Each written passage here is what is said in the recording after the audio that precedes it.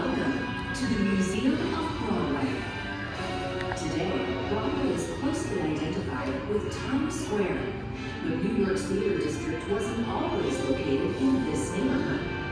The city's early theaters were primarily built downtown, where most people had settled in what is known today as the Financial District and Chinatown. The city's first documented performance in 1732 was actually held in a simple room in an existing building, which eventually became known as the Playhouse. In the period between the American Revolution and the Civil War, the arts in America began to flourish, and Lower Manhattan became increasingly crowded.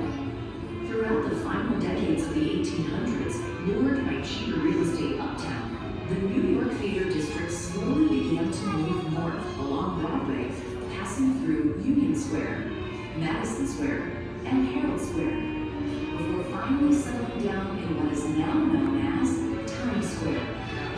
Oscar Hammerstein I was instrumental in the theater district's move to Midtown, opening in 1895 the Olympia Theater at Broadway and 44th Street, just around the corner from where you're standing right now. Broadway became known as the Great White Way due to the brush arc lamps lighting up the dirt road and electric white lights illuminating marquees. In the early 1900s, three brothers from Syracuse, Sam, Lee, and J.J. Schaefer, would become Broadway's most prominent landlords, first leasing the Herald Square Theater and quickly building a massive organization operating multiple theaters. By the Roaring Twenties, there were more than 70 theaters in and around Times Square. But the roar was short-lived.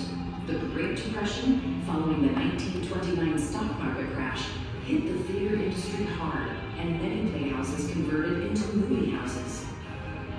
The end of World War II led to another boom period that many refer to as the Golden Age of Broadway. During this time, two of the largest current theater owners, Jujamson and Nederlander, came on the scene, first purchasing the St. James and Palace theaters as they began to expand their footprints. By the late 1960s, crime was on the rise, and the declining economic conditions caused many theaters to sit empty for months and years on end. The city desperately needed to reinvigorate Times Square, and one of its solutions was the Marriott Marquis.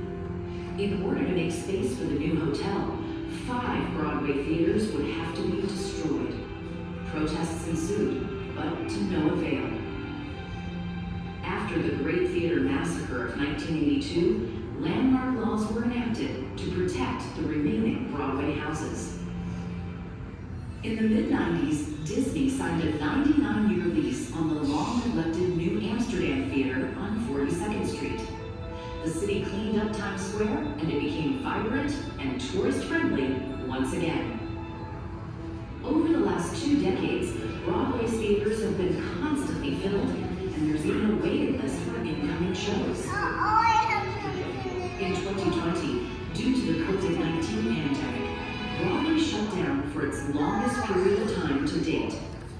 After 18 months, Broadway reopened and the city's heartbeat began pulsing again.